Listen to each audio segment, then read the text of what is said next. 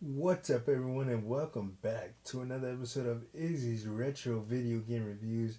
And on this episode, I take a look back at a pioneering entry in the Mortal Kombat series, Mortal Kombat 4. But before I give my thoughts on it and talk about it, let's take a look back at the announcement trailer.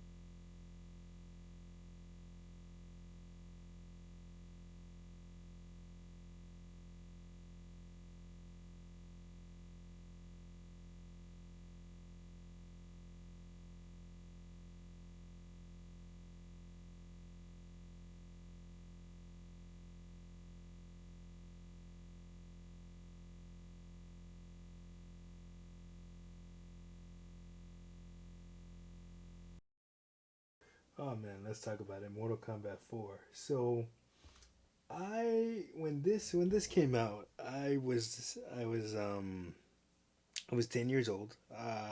So this came out in the fall of '97 on the arcade, and it would later get ported to the PlayStation, Nintendo 64, and Windows in 1998, and the Sega Dreamcast and Game Boy Color also.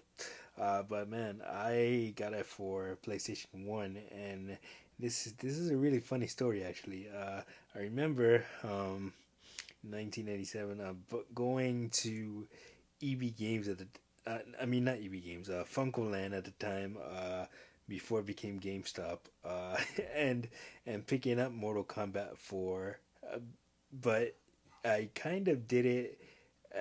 It was my brother's birthday. It was like July of '98, and I wanted to get him a birthday gift. So me being the cool brother that I am, said let me pick up Mortal Kombat 4. But he had played it in arcades previously, and I never played it before. So and he said he hated it, and me knowing that, still picked up a copy of Mortal Kombat 4 for the original PlayStation and passed it off as his birthday gift.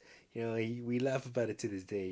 He's like, "Oh man, back in the day, you had a habit of buying people birthday gifts, but only stuff that you secretly wanted that you couldn't get, and you pass it off as their birthday gift, so that way you can borrow it and use it." Which is kind of true in a way, and that's what that's what I did with Mortal Kombat 4. But we ended up playing a lot of it together, and that was a really cool memory that I have, man.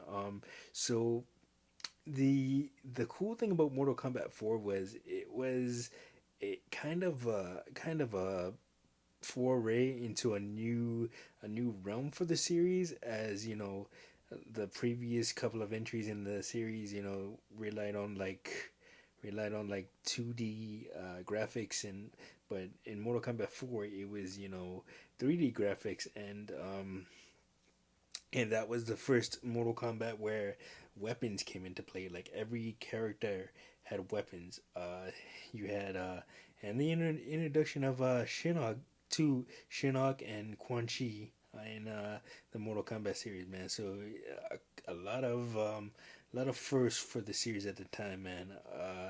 And I just remember playing it, thinking it's really cool to see, some classic fatalities and some new ones in in 3D, which were amazing graphics at the time. And you know, yeah, doing my research for this, I read that the creators of Mortal Kombat, Ed Boon, and the team at Midway Games wanted to kind of step away from the comical aspect of fatalities and make Mortal Kombat 4 more violent, in the sense of fatalities, and what uh what the characters can do, and it did show up in when you play Mortal Kombat 4. It was very, very well received.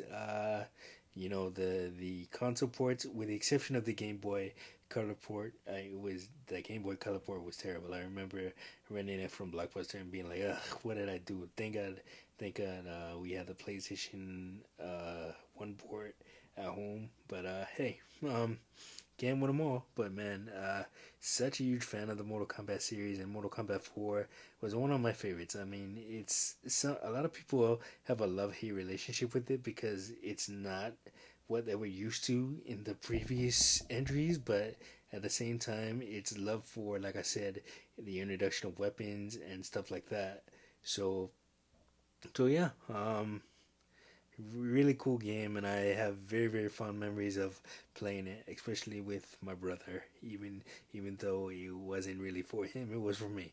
But anyway, man, that is gonna do it for this episode of Easy Retro Video Game Reviews. Like, subscribe, share. Don't forget to hit that notification button. And before I get out of here, let me know what you guys thought about Mortal Kombat 4 down in the comments and your memories.